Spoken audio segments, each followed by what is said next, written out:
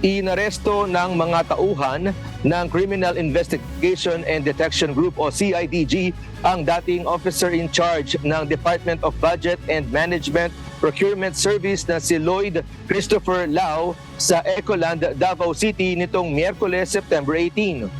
Sa bisa ng warrant of arrest na inisyu ng Sandigan Bayan 1st Division, hinuli si Lau na nasangkot sa maanomalyang pharmaly deal na nagkakahalaga ng 41 billion pesos noong COVID-19 pandemic dahil sa umano'y paglabag nito sa Republic Act 3019 o Anti-Graft and Corrupt Practices Act.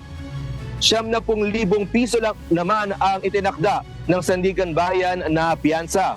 Ayon kay CIDG Director Police Major General Leo Francisco, Martes pa umano nila na inaabangan si Lau sa kanyang bahay pero kahapon lang ito umuwi kaya siya nahuli.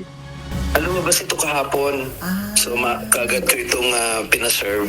Kahapon nagbantay ang mga tao sa bahay niya subalit hindi siya umuwi. Kaya kanina lang siya na-arrest. Kaninang alas 11 ng tanghali. According to him, magbibil daw siya. Kaya siya ay going to the court.